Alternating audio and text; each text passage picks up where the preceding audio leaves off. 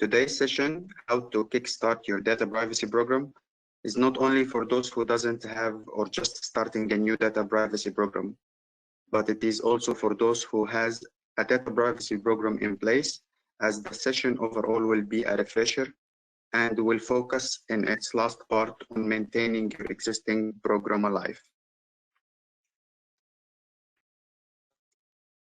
My name is Walid Mahmoud. I'm currently the head of information security and risk management in Mantrack Group. Group is a Caterpillar dealer in 13 countries.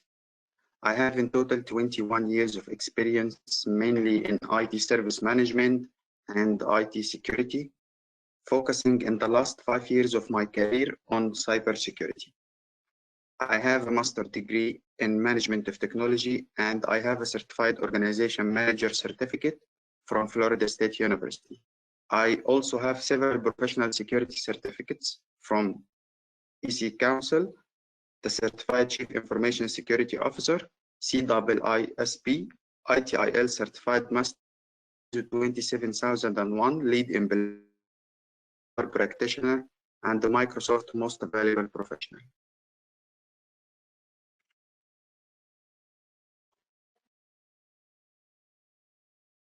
Key takeaways for today are how data privacy differs from data security.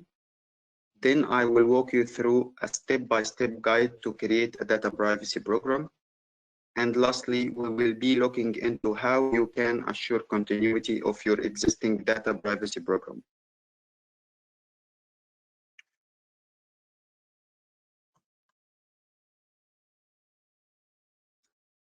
First things first, as many still think of security and privacy as being the same thing, while they are not, I'd like to make sure we understand the difference between data privacy and data security. Data privacy is all about protecting personal data. Data privacy covers the full life cycle from collection of personal data to disposal.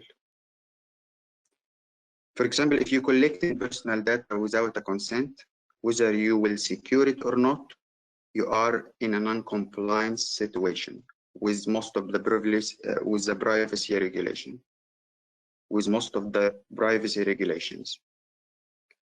If you are retaining personal data more than needed, you are in non-compliance situation as well. Let me give a clear example to differentiate between data privacy breach and data security one. When you give your personal data to a bank and it shares it with a third party without notifying you, this is then a breach of data privacy. While if you give your personal data to a bank and a hacker managed to penetrate the bank system due to lack of security controls, this is then a breach of data security. In this slide, we have clarification and examples of personal data, personally identifiable data, and sensitive data. An example of personal data is first name, photograph, email address, something that belongs to a person. While personally identifiable information is like full name, date of birth, national ID number, which is enough for anybody to identify you from.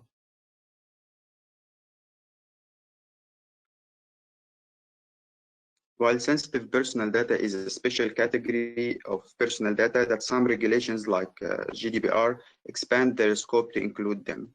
Examples of personal sensitive data is biometric, health information, political opinions. It is important when you're building your privacy programs that you focus on all this personal data, whether it is publicly available or privately. And your privacy program has to define why you are collecting any of this private data. And you should be clear on how this personal data is being processed. The program should consider not to retain any of this personal data more than necessary. And also, eventually, you have to capture consent of these data from the data subjects. Then comes data security part, where the program should assure integrity and confidentiality and availability of this personal data. This circles approach puts in the center the most important driver of any data privacy program, which is the privacy regulations and laws that apply to your business operation. Building on top of that, in a layered manner, the rest of the program components, which are data process mapping, what personal data your business is processing, then how to assure privacy and protection to this data through different rightly prioritized initiatives. And lastly, defining privacy metrics to measure efficiency of your program and continually refine it.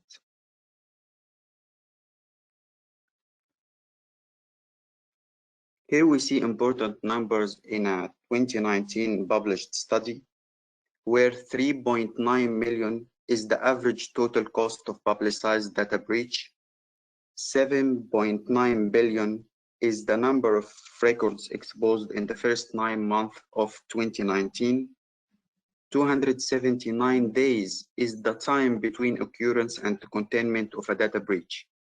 And finally, hacking was the top breach type for most of these incidents.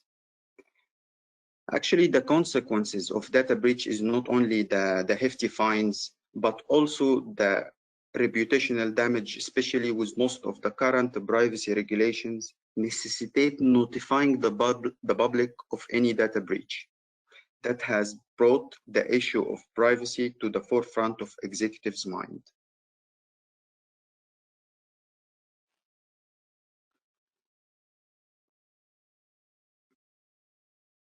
Here is a perspective on the proliferation of privacy laws and regulations, where globally there are 120 countries with laws and regulations in place that addresses privacy. Some regulations are on national and regional level, like the GDPR that applies on the EU, the CCPA, California Consumer Privacy Act in California, US, PP, the Personal Information Protection and the Electronic Document Act in Canada. Some other regulations on industrial level, like HIPAA, Health Insurance Portability and Accountability Act in the health insurance sector in the US, the GLBA for protecting consumer data in the financial sector in the US. And finally, FERPA, Family Education Rights and the Privacy Act for protecting student privacy data in the US. And finally, we have now frameworks that can be used as a guide rails for implementing privacy program in any organizations. We have the NIST Privacy Framework version 1001, ISO 27701 that applies operational controls mapped against the GDPR articles for organizations' specific compliance requirements. And most recently in my region, the Middle East and North Africa, we have the Egyptian Data Privacy Law 151 that was issued July 2020. The law in brief is similar to the GDPR with some differences highlighted here. The scope, the law applies to the electronic personal data of Egyptian residents and nationals.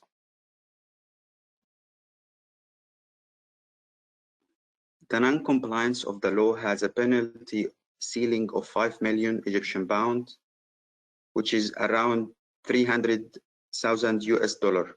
Yet it has as well a potential jail time of at least 6 months. Response time for data subject request. A decision should be made within 6 days with no time limit for the response. Cross-border transfer is subject to obtaining a permit from the Data Protection Authority. The right to correct and erasure of personal data is there in the law. The right to access for individual to his personal data within an organization is there, but with a fee. The breach notification should be within 72 hours, like the GDPR.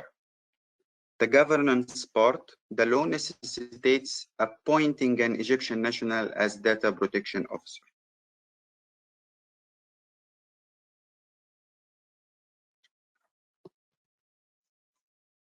Moving to the actual steps to build the data privacy program. In the below 3 comprehensive phases, we have a step-by-step approach. In phase 1, you have to document the drivers and objectives of your program, which usually the privacy laws and regulations in the scope of your business operations. In phase 2, you have to conduct a privacy gap analysis. And in the third phase, you mitigate the gaps and do the actual implementation and operationalization of the program. Let's delve into the details of every step now. After defining and documenting the drivers or objectives of your privacy program, like meeting or complying with the privacy regulations in scope, you have to establish privacy governance structure. To define who will be the owner of the privacy program, then you have to build a RACI chart for all participants with ownership assigned to privacy-related tasks. Then define personal data you're processing and build a risk map and include privacy risks in the organization risk register.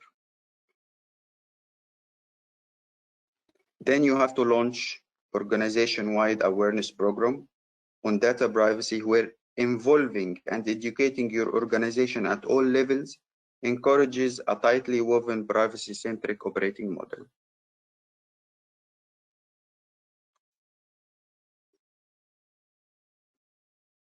Here are examples of who can be the owner of the privacy program in your organization. Starting by privacy department, in most mature organizations, a dedicated privacy function exists that leads all privacy initiatives.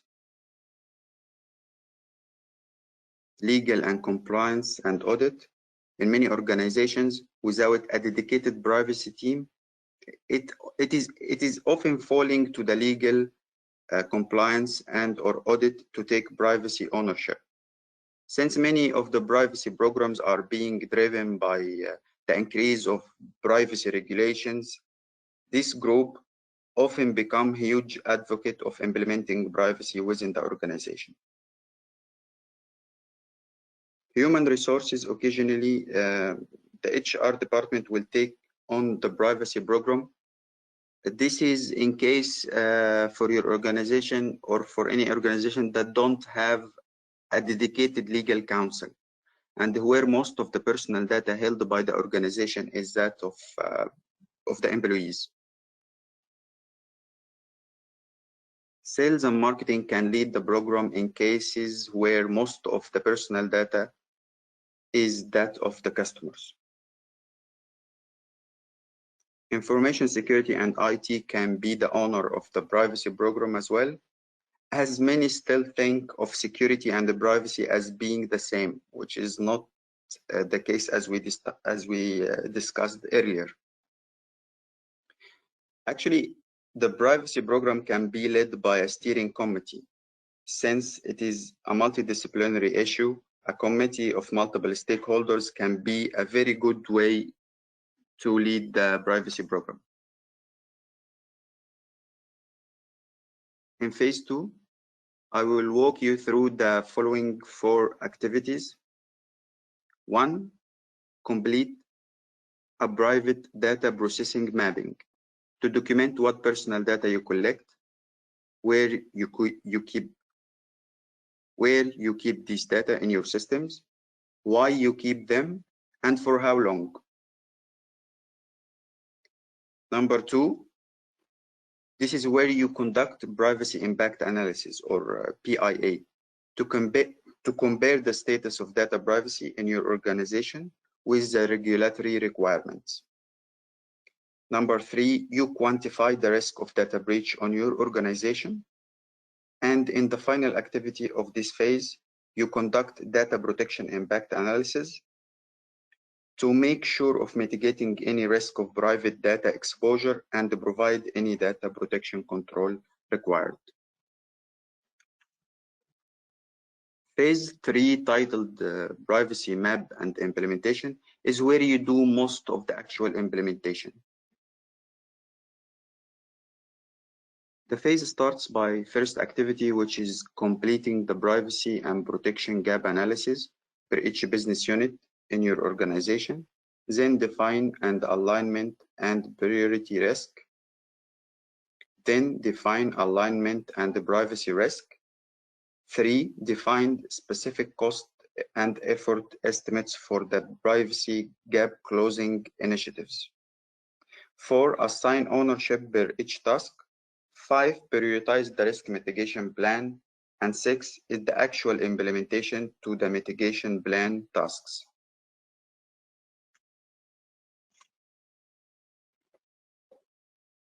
In this slide, I'm listing the privacy control requirements of most of the privacy regulations and the frameworks as a reminder for all the aspects that you may need to cover in your privacy program.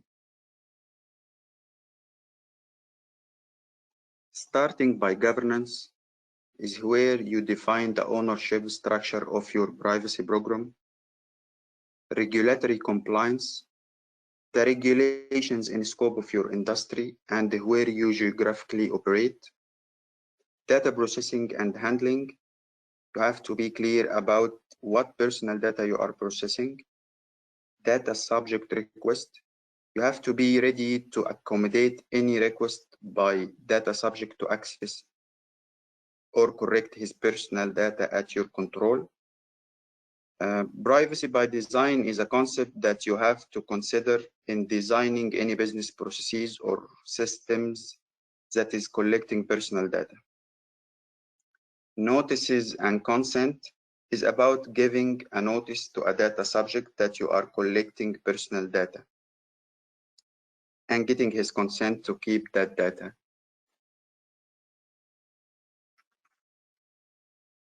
Incident response is a process that should be in place documenting how you react to a data breach. Privacy risk assessments. A risk assessment exercise on privacy risks, and it should be conducted when implementing new systems or when you're going through major changes in your systems or business processes. Information security is the private data protection controls that you should have in place. Third-party management, managing the risk of processing personal data with a third-party processor. Awareness and training is your education program to all employees on data privacy concepts.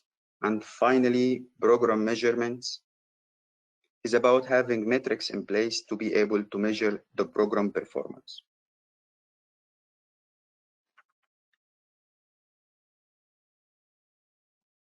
Some of the documentations that you will need to have in place are privacy notice. This is to notify anyone when you're collecting his personal data. Like when you're recording CCTV, you have to put a sign so people is aware.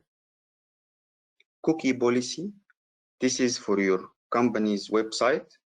When it is recording customer visits and their browsing behavior on your website, you have to have a cookie policy in place to clarify that.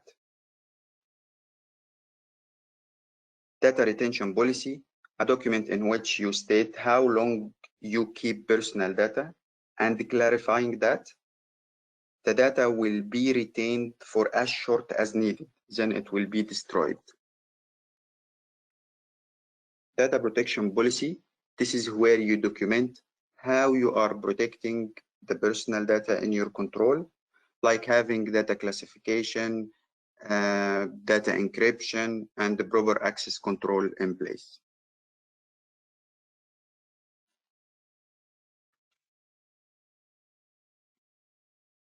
And finally, how to make your existing program functional. And this will be by establishing metrics to measure your program performance and identify areas of improvement.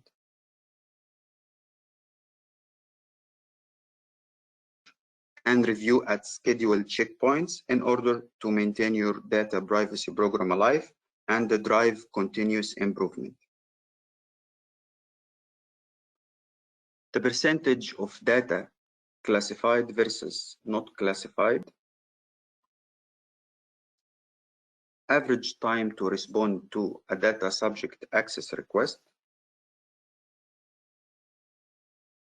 number of data subject requests received monthly, quarterly, or yearly, the percentage of data collection business processes that don't capture consent, number of data subject access requests, unanswered versus responded, percentage of projects that include privacy by design during planning phase, percentage of staff receiving privacy training, frequency of testing performed on security controls, percentage of data in transit covered by security controls, number of data transfer agreements in place for external or third-party vendors, and the number of vendors you validated their security status. Percentage of data at rest controls,